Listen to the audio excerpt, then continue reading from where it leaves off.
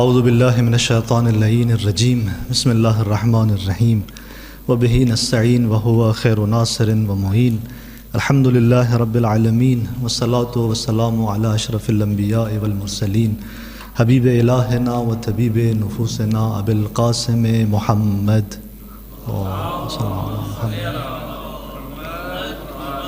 وعلی آلہ الطیبین الطاہرین المعصومین سیما بقیت اللہ فی العرضین روحی و ارواح العالمین لتراب مقدمہ الفدا اما بعد فقط قال اللہ تبارک و تعالی فی کلامہ المجید ثم بدا لهم من بعد ما رأوا الآیات لیسجننہ حتی حین. درود پڑھیں محمد.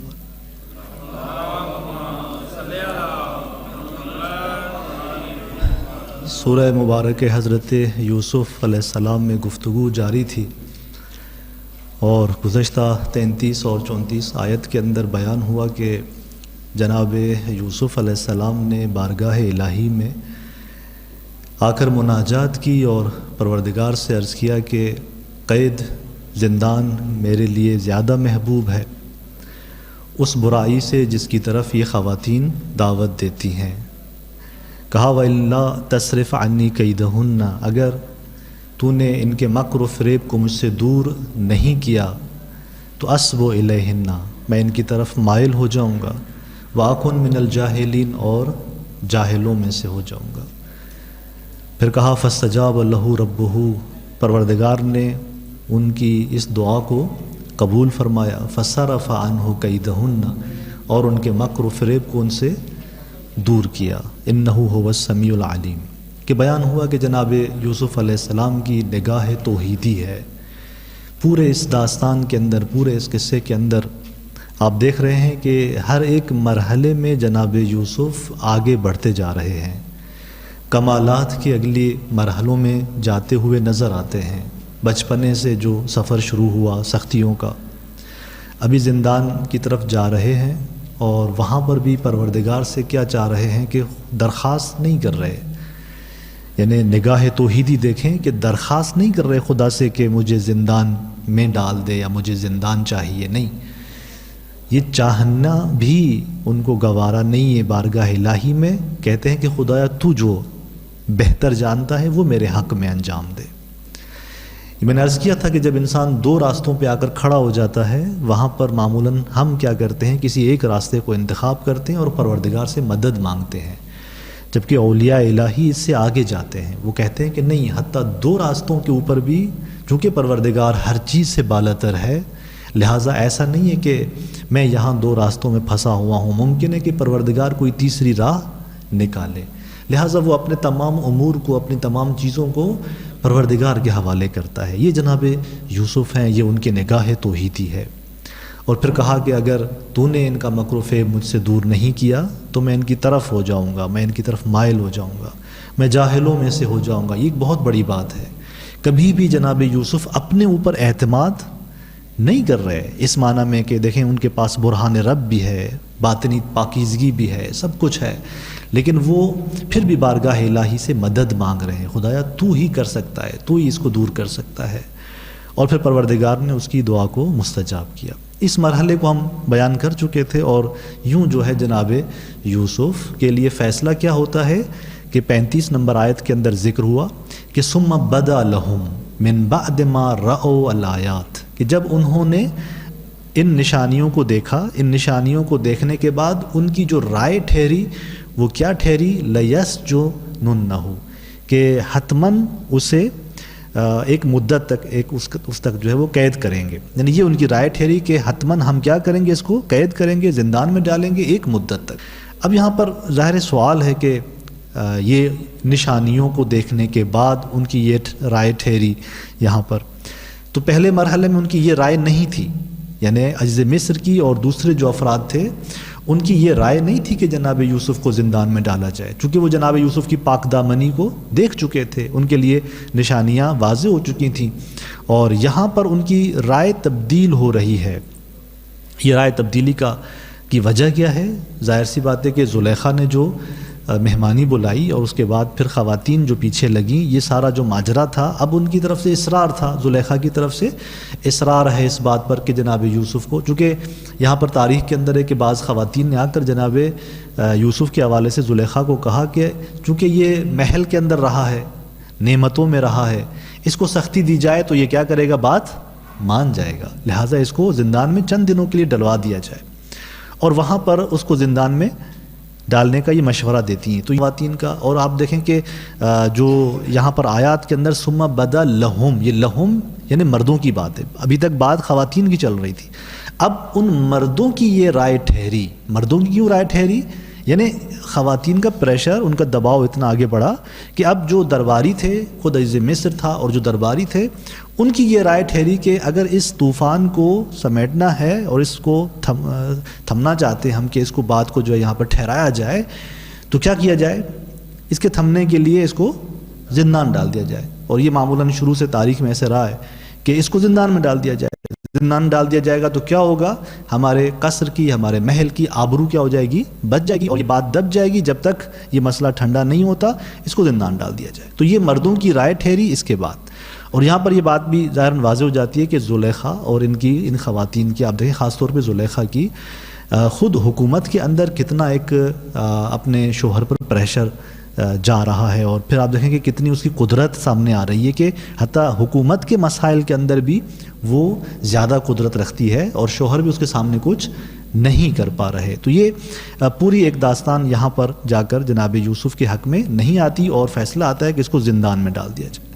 پھر آیت میں تھا کہ من بعد ما رأوا الآیات، یہ رائے ان کی کب ٹھہری، آیات کو دیکھنے کے بعد، نشانیوں کو دیکھنے کے بعد۔ کون سی نشانیاں تھیں جو عزیز مصر کے لیے تھیں یا مثال ان درباریوں کے لیے تھیں؟ پیچھے اسی داستان کے اندر بہت ساری نشانیاں گزری ہیں جو جناب یوسف کی پاک دامنی کو واضح کر رہی ہیں۔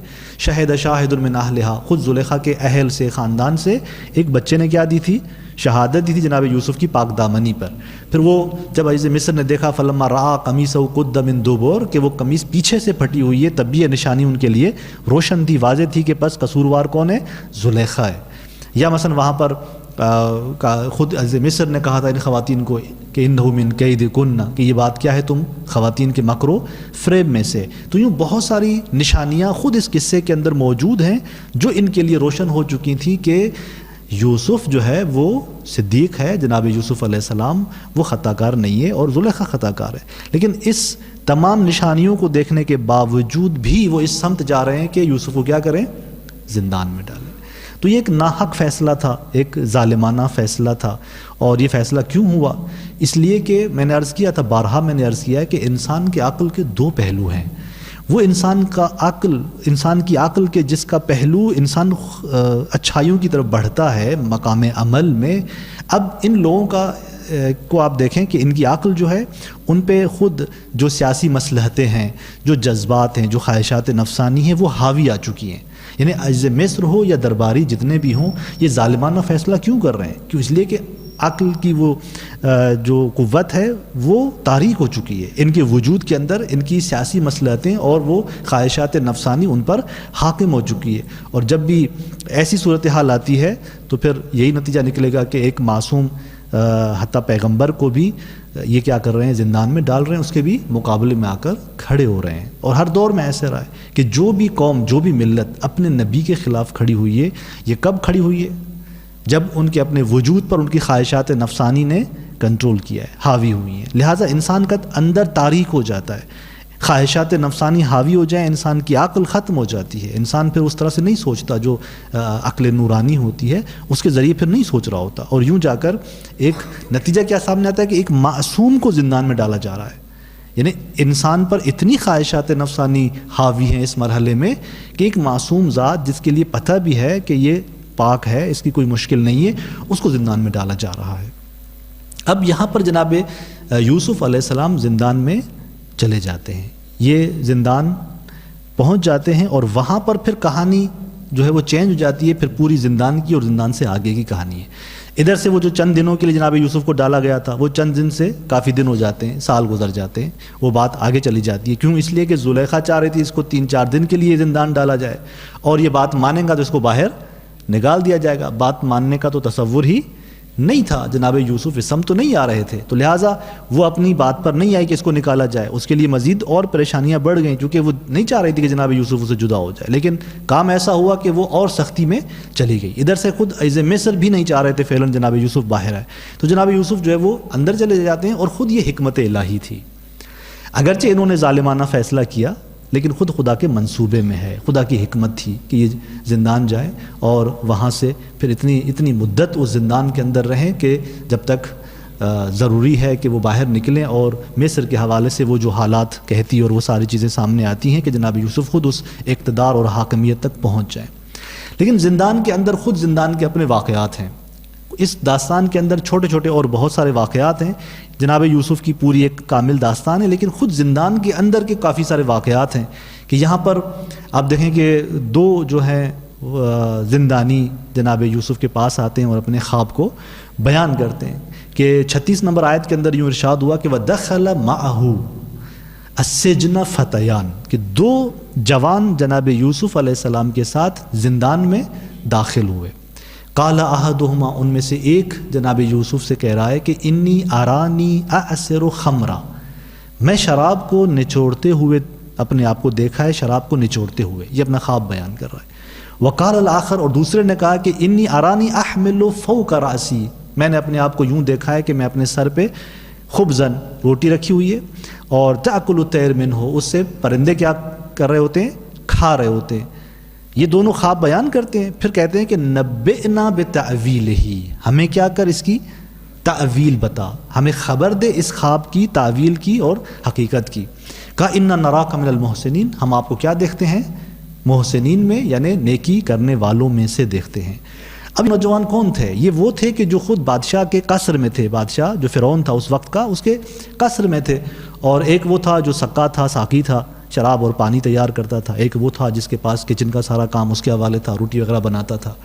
اب وہاں پر جو بادشاہ کے مخالف لوگ تھے انہوں نے آ کر سازش کی کہ بادشاہ کو مروا دیا جائے، تو ظاہر ہے یہ دو نزدیک ترین لوگ تھے بادشاہ کے، فرعون مصر کے نزدیک ترین لوگ یہی تھے اور یہی کچھ کر سکتے تھے، تو انہوں نے کہا کہ اس کو زہر دیا جائے، اور انہوں دونوں نے، ایک نے دوسرے کے ساتھ سازش کی اور یوں انہوں نے اتفاق کیا کہ ہم بادشاہ کو کیا کرتے ہیں، زہر دیتے ہیں۔ اور وہ پوری تاریخ کا واقعہ کہ جب یہ آتے ہیں کھانا لے آتے ہیں تو ان میں سے ایک تھوڑا سا دوسرے کے راز کو، اپنے راز کو فاش کر دیتا ہے، اور بادشاہ کہتا ہے کہ نہیں آپ یہ کھانا مت کھائیں۔ کیوں؟ اس لیے کہ اس زمانے میں فرعون مصر کو یہ اپنا ایک خدا مانتے تھے، یعنی خدا کا درجہ دیتے تھے۔ جب اس طرح تھا تو اب یہ دو بچے جب آئے اس کو زہر دینے، تو ایک کے اندر اس کا جو ہے اس نے ملامت کرنا شروع کی کہ تو کیا کرنے جا رہا ہے، تو اپنے ہی خدا کو کیا کرنے جا رہا ہے، مارنے جا رہا ہے، زہر دینے جا رہا ہے، ایسا نہ ہو کل تجھ پر عذاب آ جائے۔ تو وہ پشیمان ہو جاتا ہے ان میں سے ایک، اور یوں جا کر اس نے راز فاش کر دیا۔ جیسے ہی اس نے راز فاش کیا کہ اس کے اندر زہر ہے، تو وہ جو دوسرا تھا اس نے دیکھا ایسا نہ ہو کہ یہ مصیبت میرے سر پہ آئے، اس نے اس کا بھی نام لے لیا، کہا کہ یہ جو کہہ رہا ہے کہ اس کے اندر زہر ہے یہ بھی خود میرے ساتھ ملا ہوا تھا، شامل تھا۔ تو اس طرح سے وہ دونوں جو ہیں زندان میں ڈال دیے جاتے ہیں۔ تو یہاں پر قرآن مجید کیا کہہ رہا ہے کہ دخل، یعنی داخل ہوئے جناب یوسف کے ساتھ دو جوان، یہ دونوں خدمتکار تھے، غلام تھے اور خدمتکار تھے۔ ان کو کیوں قرآن جو ہے فتیان سے یاد کر رہا ہے؟ فتح کا کلمہ عربی زبان میں جوان کو کہتے ہیں، نوجوان کی معنی دیتا ہے۔ اب ان کو قرآن نوجوان کہہ رہا ہے، فتیان، کیوں؟ اس لیے کہ قرآن انسان کی کرامت اور عزت کا قائل ہے، لہٰذا یہ دو گرچہ خدمتکار تھے، گرچہ غلام تھے، لیکن قرآن اس کو اس عنوان سے کرامت انسانی، شرافت انسانی کو دیکھتے ہوئے ان دونوں کو ایک ادب کے ساتھ نام دے رہا ہے کہ دو جوان داخل ہوئے جناب یوسف کے ساتھ، کہ دونوں نے خواب دیکھا۔ ایک ساقی تھا، اس نے دیکھا کہ میں شراب نچوڑ رہا ہوں، یہ آ کر خواب بیان کیا، اور دوسرے نے اپنا وہ جو کچن جس کے حوالے تھا اور روٹی وغیرہ بناتا تھا، اس نے آ کر اس طرح کا خواب دیکھا کہ میں دیکھ رہا ہوں سر پہ اب میں نے روٹی رکھی ہوئی ہے اور پرندے اسے کھا رہے ہیں، اور جناب یوسف کے پاس آتے ہیں کہ نبئنا، ہمیں خبر دے اس کی تعویل کی، اس کی حقیقت کی۔ اب یہاں پر سچویشن یہ ہے کہ یہ دونوں زندان کے اندر، یہ ایسا نہیں کہ جناب یوسف داخل ہوئے اور یہ بھی داخل ہوئے، پھر انہوں نے اسی رات خواب دیکھا پھر جا کے پوچھا، نہیں، دن گزر رہے ہیں، یہ داخل ہوتے ہیں، دن گزر رہے ہوتے ہیں، اور یہ جناب یوسف کو دیکھ رہے ہوتے ہیں کہ یہ جناب یوسف عام سا بندہ نہیں ہے۔ پہلے ہی جناب یوسف جب اس زندان میں داخل ہوئے تھے تو بعض تاریخ کے اندر ذکر ہوا ہے، پچھلے زمانے کے زندان کو اس طرح چھت وغیرہ تو نہیں رکھتے تھے، بعض اوقات چھت ہوتی بھی تھی، بعض اوقات کچھ کمروں کو چھت بھی نہیں ہوتی تھی، اس طرح کے زندان ہوتے تھے۔ پھر وہاں پہ ایک درخت تھا جو سوکھا ہوا تھا۔ روایت تاریخ کے اندر ہے کہ جناب یوسف جیسے داخل ہوتے ہیں تو زندان بان کو کہتے ہیں کہ مجھے فلاں اس درخت کے نیچے جگہ دے دے، میں وہاں پہ رہتا ہوں۔ جیسے ہی اس درخت کے نیچے آتے ہیں اور بیٹھتے ہیں، ایک رات گزر جاتی ہے، اگلے دن کیا دیکھتے ہیں، سارے زندانی دیکھتے ہیں کہ وہ درخت سبز ہو چکا ہوتا ہے، ہرا ہو جاتا ہے، جو سوکھا تھا وہ سبز ہو جاتا ہے۔ یہ جناب یوسف کی اپنی وجودی برکت تھی کہ اس درخت کے نیچے بیٹھتے ہیں اور وہ درخت۔ تو اس طرح کے واقعات جناب یوسف کے وہ زندان کے اندر لوگ دیکھتے ہیں کہ یہ عام انسان نہیں ہے۔ پھر اخلاق تو اتنا باکمال تھا کہ اس زندان کے اندر باقی زندانیوں کے ساتھ ان کا رویہ کیسا تھا، ایک دوستانہ رویہ تھا، ان کے دکھ میں شریک ہوتے تھے، مرہم کرتے تھے ان کو۔ تو اس طرح سے وہ انہوں نے دیکھا۔ پھر بعض زندانی خواب بھی دیکھتے تھے اور خدا نے جناب یوسف کو خواب کی تعبیر کا علم دے دیا تھا، تو وہاں پر آ کر وہ جناب یوسف سے خواب اپنے بیان کرتے تھے اور جناب یوسف خواب کے تعبیر بھی ان کو بیان کرتے تھے۔ تو یہ صورتحال چل رہی تھی، اور یہ دو زندانی جب آتے ہیں تو یہ سارا ماجرا دیکھ رہے ہوتے ہیں جناب یوسف کو، اور پھر مطمئن ہو جاتے ہیں کہ نہیں یہ عام بندہ نہیں ہے، اور آ کر کہتے ہیں کہ انا نراک من المحسنین، ہم تجھے کیا دیکھ رہے ہیں، نیکی کرنے والوں میں سے۔ یعنی یہ سمجھ جاتے ہیں کہ جناب یوسف وہ شخص ہے کہ جو دوسروں سے نیکی کرتا ہے، احسان کرتا ہے، خود بھی نیک ہے، نیک اخلاق کا مالک ہے، دوسروں کے ساتھ نیکی سے برتاؤ کرتا ہے۔ ان دو باتوں کو دیکھتے ہوئے انہوں نے یہ نتیجہ لیا کہ معمولاً جو لوگ اس طرح کے ہوتے ہیں ان کو تھوڑا بہت پتہ ہوتا ہے، ان کو چیزوں کا پتہ ہوتا ہے، وہ کچھ ایسی چیزیں جانتے ہیں جو ہم لوگ عادی نہیں جان رہے ہوتے، تو وہ ایک طرح سے گمان پیدا کرتے ہیں، اگرچہ یقین کی منزل تک نہیں ہوتے، لیکن گمان ان کو حاصل ہو جاتا ہے کہ بس جناب یوسف ہی ہمارے خواب کی تعبیر کر سکتے ہیں۔ تو آتے ہیں جناب یوسف کے پاس اور کہا کہ نبئنا بتأویلہ، یہ نبئنا کہا اس لیے یعنی ہمیں خبر دے، اس لیے کہ ابھی تک چونکہ آگے اس سورت کے اندر، آگے کی آیات کے اندر دوبارہ انہی میں سے ایک جب آتا ہے بادشاہ کا خواب بیان کرنے اور تعبیر پوچھنے جناب یوسف سے، تو وہاں نبے نہیں کہتا، وہاں کہتا ہے فتویٰ دو۔ جناب یوسف کہتا ہے کہ فتویٰ دو۔ فتویٰ کہاں ہوتا ہے؟ آپ نے دیکھا مجتہدین فتویٰ دیتے ہیں، فتویٰ کہاں پہ ہوتا ہے؟ فتویٰ وہاں دیا جاتا ہے جہاں پہ ایک شخص اپنی فیلڈ کے اندر ماہر ہوتا ہے اور اپنی ماہرانہ نگاہ سے کوئی رائے دے رہا ہوتا ہے، وہاں فتویٰ کا لفظ استعمال ہوتا ہے۔ اور یہاں پر جناب یوسف کے لیے کہہ رہے ہیں کہ نبئنا، ہمیں خبر دے، فتویٰ کا لفظ استعمال نہیں کر رہا ابھی، یہ دونوں میں سے کوئی بھی نہیں کر رہا۔ کیوں؟ اس لیے کہ ابھی جناب یوسف کو اس طرح سے ماہر نہیں جان رہے، فقط اتنا جان رہے ہیں کہ نیک ہے، اچھا اخلاق رکھتا ہے، نیکوکار ہے، اور عین ممکن ہے کہ یہ چیزیں بہتر جانتا ہو، دوسروں کو دیکھا بھی سے کہ یہ خواب تعبیریں کر بھی رہا تھا۔ تو یہاں پر کہا نبئنا بتأویلہ۔ اب انہوں نے اپنا خواب بیان کر دیا۔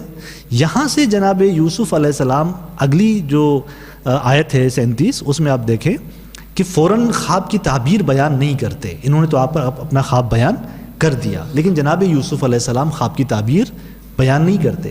اسی کو فرصت سمجھتے ہیں اپنی تبلیغ کی، دعوت الہی کے لیے، ان کو دعوت دیتے ہیں توحید الہی کے لیے، اور ان کو توحید کی طرف بلاتے ہیں، ان کو تبلیغ کرتے ہیں، اور کچھ اس طرح سے چونکہ ان کا خواب کچھ ایسا تھا کہ ظاہر ہے ان کی جو تعبیر جناب یوسف نے کرنی ہے اور وہ ابھی گمان کی منزل پر ہیں، تو یقین کی منزل تک کیسے پہنچیں گے، لہٰذا کچھ چیزیں بیچ میں بیان کرنا غیبی ضروری تھی تاکہ ان کو بھی کیا ہو جائے، یقین حاصل ہو جائے کہ یہ کوئی عام شخص نہیں ہے جن سے ہم تعویل پوچھنا آئے ہیں۔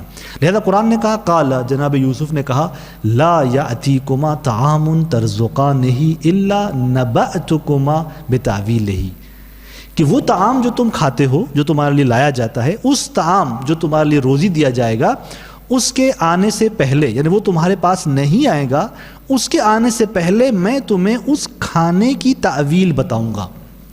اب انہوں نے خواب بیان کر دیے ہیں، جناب یوسف خواب کی طرف نہیں بڑھ رہے، بلکہ کہہ رہے ہیں کہ جو تمہارے لیے کھانا لایا جائے گا اور میں اس کھانے کی حقیقت اور تعویل، اس سے پہلے کہ وہ کھانا تم تک پہنچ جائے، اس سے پہلے میں اس کی تعویل اور حقیقت بیان کر دوں گا۔ اور پھر کہا کہ ذالکما مما علمنی، یہ وہ بات ہے کہ جو خدا نے مجھے تعلیم دی ہے۔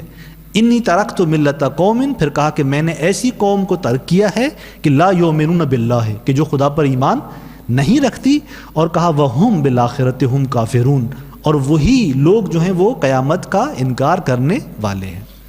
تو اب سب سے پہلے کہا کہ لا یاتیکما طعام، کھانا تمہارے پاس جو لایا جائے گا وہ تم تک نہیں پہنچے گا، میں اس کی تعویل تمہیں بیان کروں گا، بتاؤں گا کہ وہ کھانا کیسا ہوگا، اس کا رنگ کیسا ہوگا، کس نوعیت کا کھانا ہوگا۔ یہ کیوں بیان کر رہے ہیں؟ چند وجوہات بیان ہوئی ہیں کہ جناب یوسف اس سے پہلے کہ خواب کی تعبیر بیان کریں، کیوں بیان کر رہے ہیں کہ یہاں پر میں تمہیں کھانے کے حوالے سے کوئی تفصیل دوں گا۔ اس کا ایک مطلب تو یہ ہے کہ آپ نے دیکھا کہ ان دو خواب میں سے ایک کا خواب ایسا ہے جس کی تعبیر کیا ہونی ہے، اس کو پھانسی ہو جانی ہے، اس کو اس دنیا سے جانا ہے۔ اب ایک خواب تو ایسا ہے، اور ابھی دونوں کس دین پر ہیں؟ دونوں بت پرستی پر ہیں، ابھی دونوں مشرک ہیں، دونوں توحید پر نہیں ہیں۔ دیکھیں ایک ولی خدا کیا چاہتا ہے؟ ولی خدا ہمیشہ چاہتا ہے کہ انسان ہدایت کے راستے پر آئے اور ہدایت کے راستے پر رہ کے دنیا سے جائے۔ جناب یوسف نے دیکھا کہ ان میں سے ایک تو عنقریب مرنے والا ہے، تو لہذا یہاں پر اچھا ان کا خواب سخت ہے، اس کو تعبیر بیان کرنا سخت ہے، تو یہاں پر ضروری تھا کہ اس خبر کو دینے سے پہلے کچھ مقدمے کے طور پہ غیب کی کچھ ایسی خبریں ان تک دی جائیں تاکہ وہ اس بات کا یقین پیدا کر لیں کہ جناب یوسف جو کچھ کہے گا وہ کوئی عادی سی بات نہیں ہوگی، اگر کوئی تعبیر کرے گا تو وہ کوئی ہلکی سی بات نہیں ہوگی، لہٰذا پہلے ہی کھانے کی چیزیں اس کی حقیقت کو بیان کریں تاکہ ان کے ذہن میں یہ ایمان بیٹھے اور عقیدہ بیٹھے۔ اور پھر جناب یوسف یہاں پر کیا چاہ رہے ہیں کہ خود ان کو ایمان کی طرف دعوت دیں، یعنی اپنے توحیدی دین کو بیان کریں اور اپنے علم غیب کو بیان کریں کہ میں خدا سے مرتبط ہوں، خدا سے رابطے میں ہوں، میں غیب سے رابطے میں ہوں، اس کو بیان کرے تاکہ جب ایک کو سزائے موت آنے لگے تو وہ اس یقین کے ساتھ اس دنیا سے جائے کہ جس نے مجھے بتایا ہے وہ حتماً نبی ہے، وہ خدا سے رابطے میں ہے، اور اس پر ایمان لاتے ہوئے وہ اس دنیا سے چلا جائے تاکہ کافر ہو کر اس دنیا سے نہ جائے۔ یہ جناب یوسف کی حکمت تھی کہ اس کو کھانے کے حوالے سے جو ان تک نہیں پہنچا حقائق بیان کرو تاکہ ان کے ذہن میں یہ بات بیٹھے کہ میں وہ ہوں جس کا غیب سے رابطہ ہے، اور اس اعتبار سے یہ مجھ پر ایمان لائیں گے، اور نتیجے میں جو میں خواب کی تعبیر بیان کروں گا اس کو بھی یہ ایکسیپٹ کریں گے، اور اگر یہ شخص اس دنیا سے چلا بھی جائے گا تو یہ مومن بن کے چلے گا، یہ مجھ پر ایمان لاتے ہوئے اس دنیا سے جائے گا۔ اور پھر انہوں نے کیا کہا تھا کہ انا نراک من المحسنین، ہم تجھے نیکی کرنے والوں میں سے جانتے ہیں، یعنی ہمیں خواب کی تعبیر بتا اور ہم تجھے نیکی کرنے والوں میں جانتے ہیں۔ یعنی اس جملے کا مطلب یہ تھا کہ انہوں نے ابھی تک یقین کی منزل پہ نہیں تھے کہ جناب یوسف جو بات کہیں گے وہ حتماً یقینی ہوگی، لہذا جناب یوسف ان کو باور کرانا چاہ رہے تھے کہ نہیں، جو میں بیان کروں گا وہ کیا ہوگی، بات یقینی ہوگی۔ تبھی کہا کہ ذالکما مما علمنی ربی، یہ جو میں تجھے کھانے کے سلسلے میں بتانے جا رہا ہوں یہ ان باتوں میں سے ہے کہ جس کا مجھے پروردگار نے علم دیا ہے۔ بس یہاں پر اپنے آپ کا رابطہ پروردگار سے بیان کر رہے ہیں کہ میں کون ہوں، میرا تعلق شرک سے نہیں ہے، بت پرستی سے نہیں ہے، میرا رب ہے، اور وہ رب کیسا ہے جس نے یہ مجھے تعلیم دیے، خوابوں کی تعبیر اور علم غیب اس نے مجھے تعلیم دیے۔ اور کہا کہ ذالک مما علمنی، یہ ان میں سے ہے، ان میں سے ہے یعنی کیا، یعنی پیچھے اور بہت ساری اور چیزیں بھی ہیں۔ جب میں کہتا ہوں نا کہ یہ ان چیزوں میں سے ایک ہے، یعنی پیچھے اور چیزیں بھی موجود ہیں۔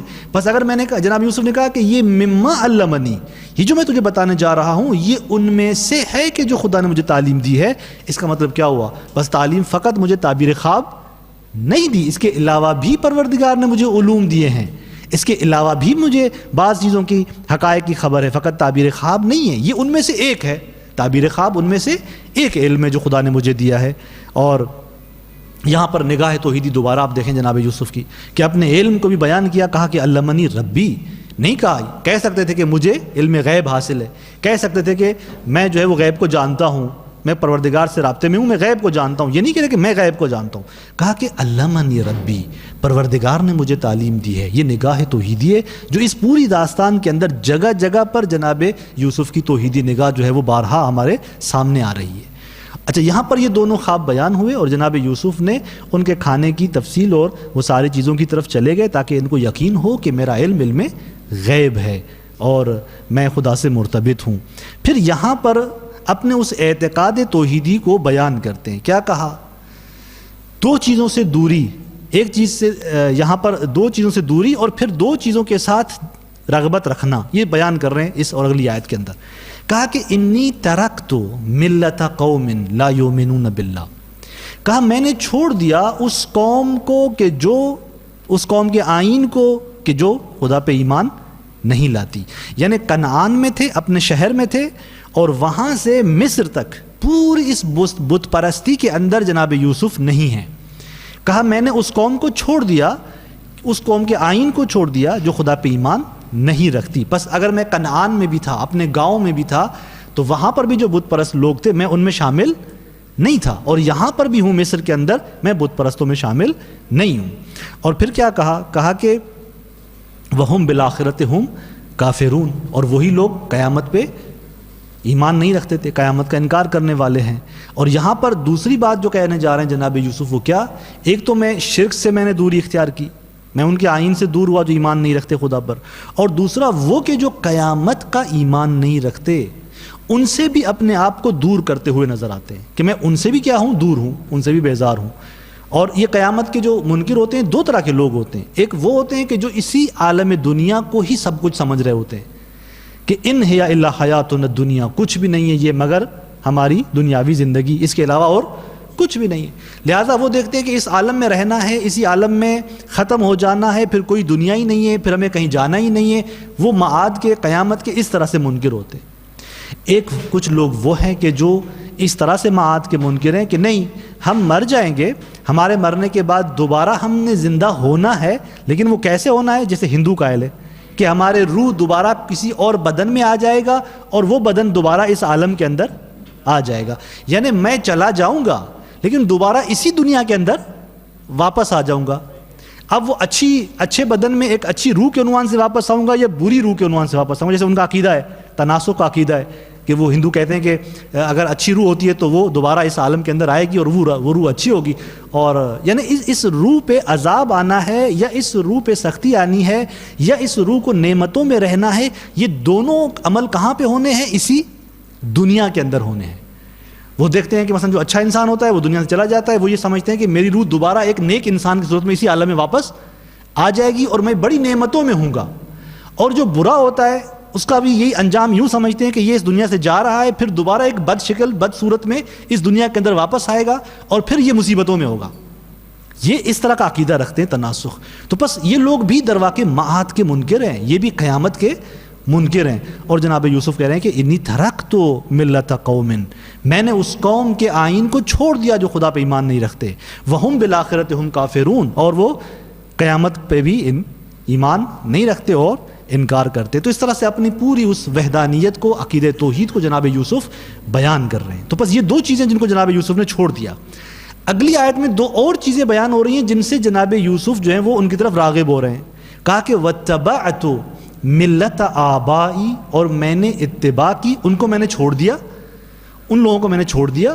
لیکن اتبعت ملت آبائی، میں نے پیروی کی کس کی؟ اپنے آباء و اجداد کے آئین کی. کون تھے آباء و اجداد؟ کہا ابراہیم و اسحاق و یعقوب. میں اپنے ان آباء و اجداد کی میں نے کیا کی؟ پیروی کی. کہا ما کان لنا ان نشرک باللہ من شیء، ہمارے لیے نہیں ہے کہ ہم کسی بھی اعتبار سے کسی بھی چیز سے خدا کو شریک بنائیں، خدا کا شریک بنائیں اور اپنے آپ کو یہاں سے شرک سے دور کر رہے ہیں. ذالک من فضل اللہ، اور یہ کیا ہے؟ خدا کا فضل ہے، علینا ہم پر، وعلی الناس اور لوگوں پر، ولکن اکثر الناس لا یشکرون، لیکن زیادہ تر لوگ کیا ہیں؟ وہ شکر بجا نہیں لاتے. اب اس کے اندر سب سے پہلی جو بات ہے وہ یہ کہ جناب یوسف یعنی اپنا تعارف کروا رہے ہیں. اور ابھی تک سورہ یوسف کے اندر پیچھے کہیں پر بھی جناب یوسف نے اپنا تعارف نہیں کروایا تھا کہ جناب یوسف کون ہے.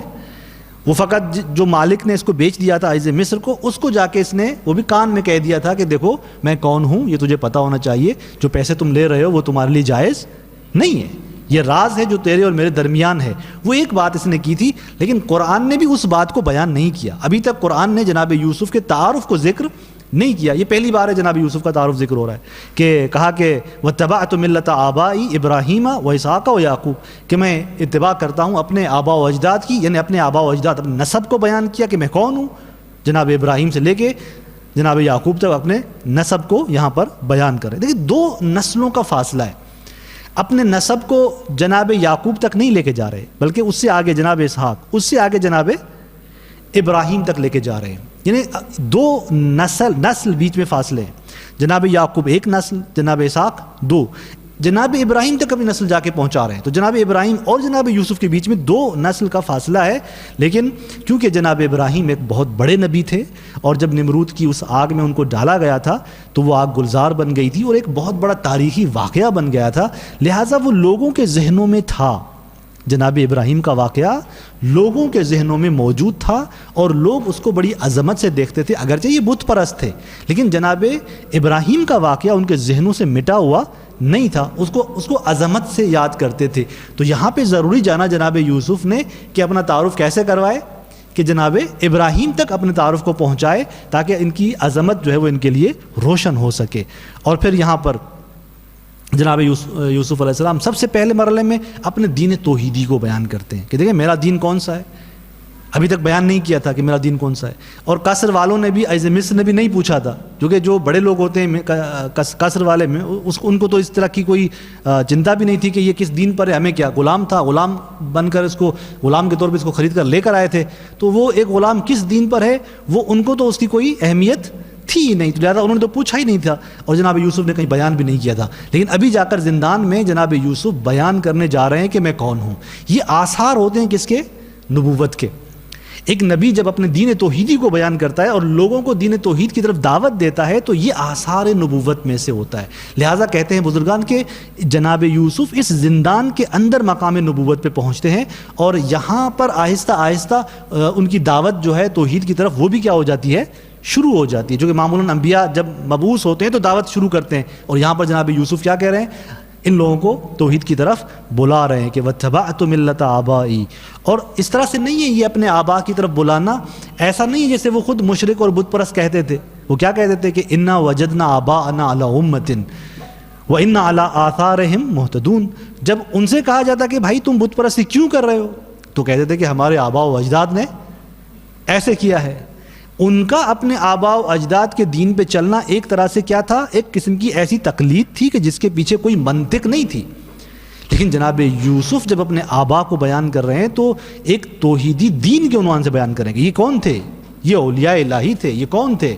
یہ میرے آبا، فقط اس عنوان سے نہیں کہ میرے والد تھے، نہیں، یہ ایک پورا جو ہے وہ جیسے ہم کہتے ہیں نا کہ ایک فکر حق ہے، پورا فکر توحیدی ہے، اس کی طرف اشارہ کر رہے ہیں کہ یہ اولیاء تھے، انبیاء تھے. لہذا پورا ایک جو فکر توحیدی ہے ان کے ذریعے اس کی طرف اشارہ کریں. جناب ابراہیم کیا تھے؟ جناب ابراہیم پرچمدار توحید تھے، توحید کے علمبردار تھے. لہذا اپنے نسب کو جناب ابراہیم تک لے کے جانا، اس کی حکمت ہی یہ ہے کہ جناب یوسف بیان کرنے جا رہے ہیں کہ دیکھیں میں جن آبا کی بات کر رہا ہوں یہ ایک طرح سے فکر توحیدی ہے، ایک پورا توحیدی سسٹم ہے جس کی طرف میں اشارہ کر رہا ہوں، جس کی طرف میں جا رہا ہوں. اور پھر کہا کہ ما کان لنا ان نشرک باللہ من شیء، ہمارے لیے نہیں ہے، ہمیں کوئی اختیار نہیں ہے، ہمیں حق نہیں ہے کہ ہم پروردگار کا کسی بھی اعتبار سے کیا بنائیں، کوئی شریک بنائیں. دیکھیے جو شرک ہوتا ہے، ایک مرتبہ ہم مشرک کہتے ہیں کسی کو، وہ کیا کر رہا ہوتا ہے، وہ پروردگار کی جگہ کسی اور کو بٹھا رہا ہوتا ہے. ایک مرتبہ شرک اس طرح سے ہے، یعنی وہ پروردگار کی عبادت کے بجائے کسی اور کی عبادت کرتا ہے اور اس کو پروردگار کی جگہ بٹھاتا ہے. ایک یہ ہوتا ہے، یعنی یہ کسی بھی اعتبار سے شرک کو آدھا آدھا نہیں کر رہا، عبادتوں کو آدھا آدھا نہیں کر رہا. لیکن ایک مرتبہ کیا ہوتا ہے، ایک مومن ہوتا ہے لیکن ریاکار ہوتا ہے. ایک مومن ہے لیکن کیا ہے، ریا کرنے والا. یہ کیسی عبادت کرتا ہے، یہ دوسروں کو دکھانے کے لیے کرتا ہے. خدا کا ایمان رکھتا ہے کہ نہیں رکھتا؟ عبادت خدا کے لیے کر رہا ہوتا ہے، نہیں کر رہا ہوتا. آدھی اس کی عبادت خدا کے لیے ہوتی ہے. مسجد میں آ کر وہ نماز جو یہ 5 منٹ میں نماز پڑھتا تھا، ابھی یہ 10 منٹ کی نماز پڑھ رہا ہے، لمبا کر رہا ہے اس کو. کیوں؟ 2 بندے آ کے ان کو دکھانا ہے مثلا، تو 5 منٹ کی نماز کو کر دیا اس نے 10 منٹ کی نماز کسی کو دکھانے کے لیے. اب کیا ہو گیا، نماز تو خدا کے لیے پڑھ رہا تھا، سجدہ تو خدا کے لیے دے رہا تھا. یعنی اس کی 5 منٹ کی نماز خدا کی ہے، اس کی 5 منٹ کی نماز کس کے لیے؟ ان 2 بندوں کے لیے. یہ جو شرک ہوتا ہے، یہ ہوتا ہے کہ جہاں پہ انسان، یعنی ایک طرح سے شرک ہوتا ہے یہ، لیکن یہ شرک اس طرح سے واضح نہیں ہوتا. بس ایک واضح شرک ہوتا ہے جس میں کیا ہوتا ہے کہ انسان خدا کی جگہ رکھتا ہے کسی اور کو. مثلا میں سورج کی عبادت کرتا ہوں، میں چاند کی عبادت کرتا ہوں، میں ستاروں کی عبادت کرتا ہوں. یہ جو بت پرست ان کی عبادت کر رہے تھے، یعنی وہ پروردگار کی جگہ ان کو بنا رہے تھے اور وہ پوری عبادت ان کی کر رہے تھے، نہ کہ خدا کی عبادت کر رہے تھے. لیکن وہ جو مومن ہوتا ہے لیکن ریاکار ہوتا ہے وہ اپنی بات کو تقسیم کر رہا ہوتا ہے. تو لہٰذا شرک یہاں پر جو کہا جناب یوسف نے کہ ہمارے لیے شرک نہیں ہے، یعنی کوئی بھی شرک نہیں ہے، چاہے وہ والا شرک ہو کہ جہاں پر انسان دوسرے موجودات کو خدا کی جگہ بٹھاتا ہے، چاہے وہ والا شرک ہو جو ہم اپنے وجود کے اندر کر رہے ہوتے ہیں، وہ والا شرک ہو، کسی بھی اعتبار سے ہمارے لیے شرک نہیں ہے. اور پھر کہا کہ انی ترکتو، اور پھر کہا اتبعتو. پہلی آیت میں کیا کہا کہ میں نے چھوڑا اس قوم کے آئین کو، اور پھر دوسری آیت میں کہا کہ اتبعتو. یہ علماء اخلاق کہتے ہیں کہ جب بھی یہ لحن کیوں ایسا ہے کہ میں نے پہلے چھوڑا اور پھر میں نے اتباع کی بات کی، پہلے میں ایک چیز کو چھوڑ رہا ہوں پھر میں ایک چیز کی طرف بڑھ رہا ہوں. یہ چھوڑنا ایک چیز کو اور بڑھنا ایک اور چیز کی طرف، یہ کیا ہے؟ علماء کہتے ہیں کہ یہ انسان اگر کمال کی طرف بڑھنا چاہے تو طریقہ یہی ہے، پہلے اس کو کیا کرنا ہوگا؟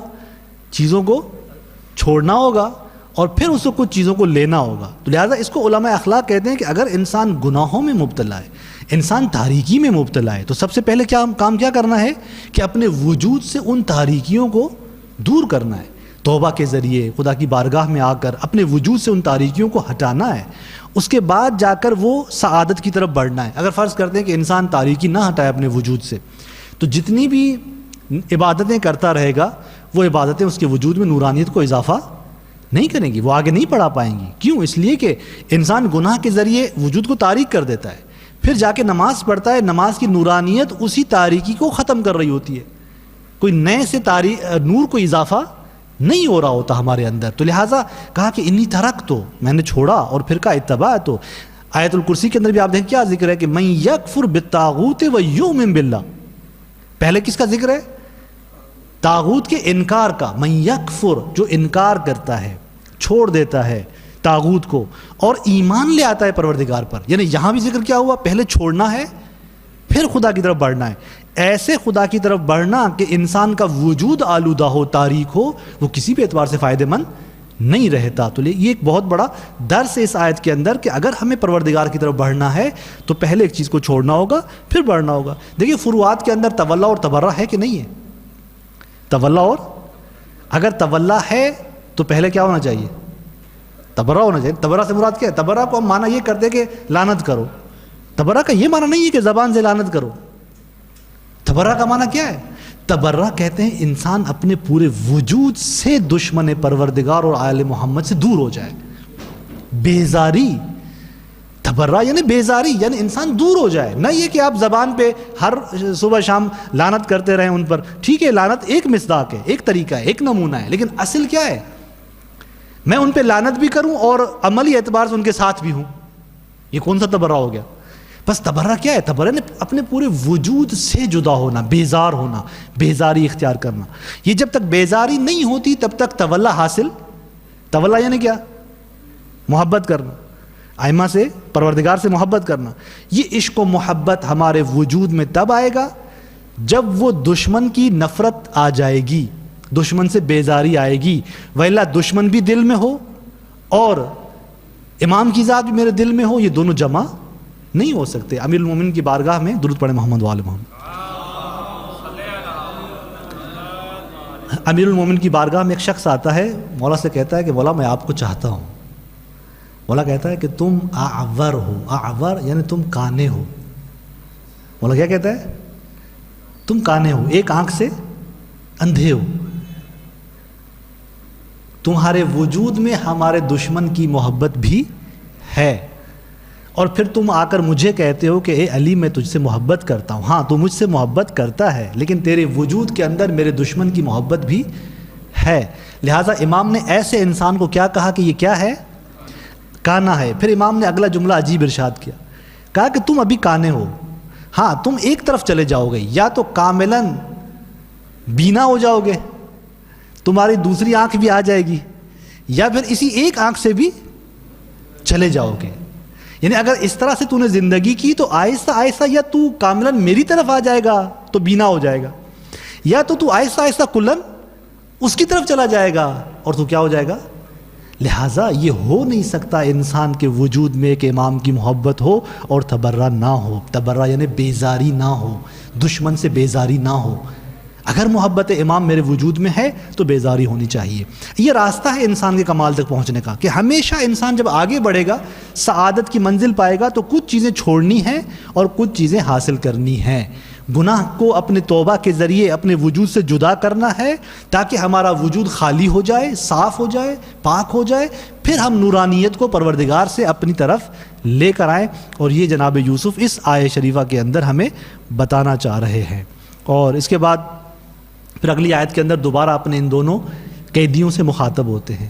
میں اس آیت سے پہلے چند مطالب جو ہیں وہ آج کی شب قدر کے حوالے سے عرض کرتا ہوں کہ آج کی شب قدر ہے۔ شب قدر کی عظمت کیا ہے، شب قدر کی اہمیت کیا ہے، کہ کتنی بابرکت رات ہے۔ اگرچہ ماہ مبارک رمضان کے اندر 3 راتیں بابرکت ہیں، تینوں راتوں میں سے کوئی بھی ایک رات شب قدر ہے، 19 اور 21 اور 23 کی شب مردد رکھا گیا۔ ان تینوں راتوں میں امام نے واضح نہیں کیا تاکہ انسان تینوں راتوں کو اہمیت دے، کسی ایک میں شب قدر ہے۔ اگرچہ بعض روایات کے اندر ہے کہ زیادہ احتمال آج کی شب کا ہے۔ کیسی یہ رات ہے؟ قرآن نے اس کو کیا کہا کہ یہ خیر من الف شہر ہے، 1000 راتوں سے نہیں، 1000 مہینوں سے، 1000 مہینوں سے برتر ہے۔ اچھا 1000 مہینوں کو کاؤنٹ کریں کتنے ہو جاتے ہیں؟ تقریباً 80 سال کا عرصہ ہوتا ہے یہ۔ یعنی یہ ایک ایسی رات ہے کہ جو انسان کو 80 سال کا راستہ اس ایک رات کے اندر طے کروا سکتی ہے۔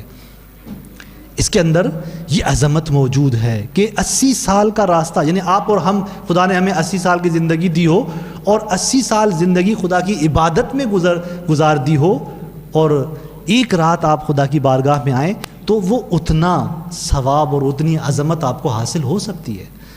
لیکن یہ ایسا بھی نہیں ہے کہ ساری زندگی گناہ کرتے رہیں اور ایک رات آ کر ہم خدا کی بارگاہ میں چلے آئیں اور ہم کہیں کہ چلیں پوری زندگی ہماری خراب تھی، آج ایک رات آ جاتے ہیں خدا کی بارگاہ میں، وہ 80 سال والا حساب کتاب ایسا نہیں ہے۔ یعنی یہ اس رات کے اندر صلاحیت ہے کہ آپ کو اتنا سفر کروا سکتی ہے۔ قابلیت کتنی ہے میرے اندر، وہ قابلیت میرے اندر ہونی چاہیے۔ اگر میرے اندر قابلیت نہیں ہے تو یہ رات کے اندر تو شرف ہے، لیکن میں اس شرف سے فائدہ نہیں لے پاؤں گا۔ لہٰذا کہتے ہیں کہ انسان سب سے پہلے مرحلے میں اپنے وجود کو قابل بنائے، اور اگر آج تک ابھی تک میرا وجود قابل نہیں بنا، ابھی تک میں گناہوں میں گرفتار ہوں، تو یہ ایک بہترین فرصت ہے کہ انسان اس رات آئے اور بارگاہ الہی کے اندر توبہ کرے اور اپنے وجود کو پاک و پاکیزہ کرے۔ جیسے ہی، چونکہ اس رات کی جب عظمت اتنی عظیم ہے تو ظاہر سی بات ہے کہ اس رات کے اندر توبہ اگر انسان کرے گا، خدا کی بارگاہ میں راز و نیاز کرے گا، تو باقی راتوں کی نسبت وہ توبہ بھی فرق کرے گی، باقی راتوں کی نسبت وہ توبہ بھی فرق کرتی ہے۔ لہٰذا کہا کہ اس رات کو اس عظمت کے ساتھ پہچانیں کہ اتنی عظیم رات ہے۔ اور پھر اس رات کا ایک ظاہر ہے۔ ظاہر کیا ہے؟ یہ جو قرآن اس رات نازل ہوا، یہ جو فرشتے ابھی بھی شب قدر میں کیا ہوتے ہیں؟ نازل ہوتے ہیں۔ تتنزل الملائکۃ والروح، کہ ملائکہ نازل ہوتے ہیں، روح بھی نازل ہوتا ہے۔ روح ان فرشتوں سے، ملائکہ سے بالاتر افضل ایک مخلوق ہے، وہ بھی نازل ہوتا ہے۔ اچھا، یہ اس رات کا ظاہر ہے کہ اس رات کو ظاہری طور پر یہ کچھ ہو رہا ہوتا ہے، اور آپ اور ہماری تقدیر بھی وہاں سے اتر رہی ہوتی ہے، 1 سال تک کی تقدیر۔ یہ ساری چیزیں وہ ہیں کہ جو ظاہراً اس رات کے اندر ہو رہی ہوتی ہیں، لیکن اس رات کا ایک باطن ہے۔ وہ باطن کیا ہے؟ اس رات کا جو باطن ہے وہ حقیقت امامت ہے۔ وہ امام وقت کا جو باطنی پہلو ہے، جو اس کی حقیقت ہے، وہ اس رات کا ظرف بن رہا ہوتا ہے۔ یہ جتنی چیزیں پروردگار کی سمت سے، پروردگار کی طرف سے اتر رہی ہوتی ہیں، یہ کہاں اتر رہی ہوتی ہیں؟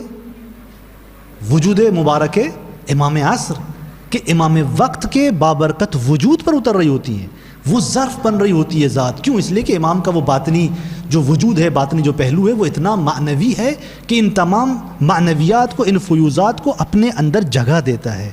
لہٰذا اگر فرشتے بھی آ رہے ہیں تو ان کے بابرکت وجود پر آ رہے ہیں، اور یہ صبح تک کیا کر رہے ہوتے ہیں؟ سلام کر رہے ہوتے ہیں، سلامتی کے ساتھ یہ نازل ہو رہے ہوتے ہیں۔ فرشتے اگر سلامتی کے ساتھ نازل ہو، اس کا کیا معنی ہے؟ اگر ہم اور آپ ایک دوسرے پہ سلام کرتے ہیں، دعا دے رہے ہوتے ہیں نا، سلام کا معنی کیا ہوتا ہے؟ دعا ہوتا ہے۔ اگر میں کہوں السلام علیکم، یعنی میں دعا دے رہا ہوتا ہوں، خدا کی سلامتی ہو تم پر۔ فرشتے جب اس سلامتی کے ساتھ اس عالم کے اندر اتر رہے ہوتے ہیں، اس سلامتی سے کیا معنی مراد ہے؟ دیکھیں اگر وہ امام معصوم پہ سلام کر رہے ہوتے ہیں تو یہ عظمت امام ہے، یہ وہ کمالات امام ہیں کہ وہ کمالات اور وہ عظمت امام باعث بن رہی ہوتی ہے کہ ایک فرشتہ ان پر آ کر سلام کرے. لیکن ان کا سلام اگر ہمیں شامل ہو جائے، چونکہ وہ تو سب کو سلام کر رہے ہوتے ہیں نا، اگر ہم اس قابل ہو جائیں، اپنے آپ کو ہم نے قابل بنا دیا اور فرشتوں کے سلام کے سائے میں ہم آ گئے، تو وہ سلام کیا کرتا ہے ہمارے لیے؟ ہمیں تاریکیوں سے نور کی طرف لے کے جاتا ہے. اگر آج کی رات فرشتے کے سلام کے دائرے میں ہم آ جاتے ہیں تو یوں سمجھیں کہ اس بابرکت رات میں در واقع ہم تاریکیوں سے نکل کر نور کی طرف چلے جاتے ہیں. تو یہ اس قدر عظیم رات ہے. اور معمولاً جناب سیدہ سلام اللہ علیہ کے بارے میں ملتا ہے کہ آپ اس دن کو اپنے بچوں کو سلا دیتی تھی دن میں، اور رات میں کسی کو سونے نہیں دیتی تھی، اور تاکہ یعنی زیادہ کھانا بھی ان کو نہیں دیتی تھی. کیوں؟ اس لیے کہ انسان اگر زیادہ کھا لیتا ہے تو بدن کیا ہو جاتا ہے؟ سنگین ہو جاتا ہے، سخت ہو جاتا ہے، لہٰذا وہ رات کو پھر جاگ نہیں پاتا. کچھ اس طرح سے سیدہ جو ہے وہ اقدام کرتی تھی تاکہ اس شب قدر کے فیوضات سے وہ بچے فائدہ اٹھا سکیں. یہ ائمہ کے گھر کا ماحول ہے کہ وہ اس طرح اس رات کے بارے میں اقدام کرتے ہیں، اس طرح سے وہ اس رات کو اہمیت دے رہے ہوتے ہیں. اور ایک عظیم کام جو اس رات کے اندر ہو رہا ہوتا ہے، پروردگار کی طرف سے کیا آ رہی ہوتی ہے؟ ہماری تقدیر آ رہی ہوتی ہے. یعنی آج کی رات سے لے کے آئندہ سال تک اس رات کے آنے تک پوری ایک تقدیر پروردگار کی طرف سے ہمارے وقت کے امام کو دی جاتی ہے. اس تقدیر کے اندر کیا ہوتا ہے؟ جو آج آپ اور ہم نے ایک سال کے اندر کرنا ہوتا ہے وہ سارا اس تقدیر کے اندر آ رہا ہوتا ہے. لیکن ہم کیا اس تقدیر میں مجبور ہیں؟ قطعاً ایسا نہیں ہے. دیکھیں پروردگار نے کچھ اسباب ایسے رکھے ہیں کہ جو ہمارے اور آپ کے ہاتھ میں نہیں ہیں، لیکن کچھ اسباب ایسے ہیں کہ جو آپ اور ہمارے ہاتھ میں ہوتے ہیں. مثال کے طور پہ کہا گیا کہ اگر آپ اپنے والدین کے ساتھ نیکی کرو گے تو آپ کی عمر بڑھ جائے گی. اگر آپ اپنے رشتہ داروں کے ساتھ صلہ رحمی کرو گے، ان کے پاس جاؤ گے، ان کا دیکھ بھال کرو گے، آتے رہو گے ان کے پاس، یہ کیا کرے گا؟ تمہاری زندگی کو بڑھا دے گا. لہٰذا اگر فرض کرتے ہیں کہ خدا نے میری آج سے 5 سال زندگی لکھی ہوئی ہے لیکن میں اس طرح کے کوئی کام انجام دیتا ہوں تو کیا ہو جاتا ہے؟ میری زندگی بڑھ جاتی ہے. تو یہ وہ رات ہے کہ جو انسان اپنے توسل سے، اپنے اسباب فراہم کرنے سے اپنی تقدیر لکھوا سکتا ہے کہ میں کیا لکھواؤں پروردگار سے. لہٰذا اس رات کو انسان نے وہ توسل کرنا ہے امام کی بارگاہ میں. اس رات میں آ کر انسان نے توبہ کرنی ہے، اس رات میں آ کر انسان نے راز و نیاز کرنے. اس توسل کے ذریعے پروردگار اس تقدیر میں ایک تبدیلی لا سکتا ہے کہ وہ ہمارے حال کو دیکھا جاتا ہے. آج تک جو میری زندگی گزری ہے، ابھی تک جو پچھلے سال سے میری زندگی گزری ہے، ابھی تک جو میرا اندر ہے، میرا باطن ہے، وہ کیسا ہے، میرا حال ابھی کیسا ہے، پروردگار اس کو دیکھتا ہے. لہٰذا میرے حال کو دیکھتے ہوئے آگے جو کچھ مجھ پر آ رہا ہوتا ہے یا جو کام میں کرنے جا رہا ہوتا ہوں وہ لکھا ہوا آ جاتا ہے. اگر اسی رات کے اندر میں تحول لے آتا ہوں، تبدیلی لے آتا ہوں، تو وہی تقدیر اپنی بنوا سکتا ہوں پروردگار کی بارگاہ میں کہ مجھے آئندہ سال کے اندر کیا نصیب ہو، مجھے آئندہ سال کے اندر کون سی برکات نصیب ہوں، کون سی سعادتیں نصیب ہوں. یہ انسان بارگاہ الہی کے اندر آ کر خود لکھوا سکتا ہے، خود کروا سکتا ہے. اور آپ دیکھیں کہ امام معصوم کی بارگاہ میں ایک شخص آتا ہے، امام سے کہتا ہے کہ مولا یہ رات کیسی رات ہے، اس رات کو آپ کیسے دیکھتے ہیں؟ تو امام نے کہا کہ یہ ایک ایسی رات ہے کہ جس کا زمان، جس کا وقت معطر ہے، جس کا وقت کیا ہے؟ خوشبودار ہے. دیکھیں اگر ہم ایک کمرے کے اندر روم اسپرے کرتے ہیں تو روم اسپرے سے کیا ہو جاتا ہے؟ ہوا معطر ہوتی ہے نا، کمرے کی ہوا فضا معطر ہو جاتی ہے. لیکن امام فرماتے ہیں کہ ہوا معطر نہیں ہے اس رات، فضا معطر نہیں ہے، یہ جو زمان ہے نا، یہ زمان معطر ہے، خود یہ وقت معطر ہے. پھر امام سے وہ صحابی، وہ شخص سوال کرتا ہے کہ مولا یہ زمان اگر معطر ہے، اتنا بابرکت ہے، تو اس کی نشانی کیا ہے؟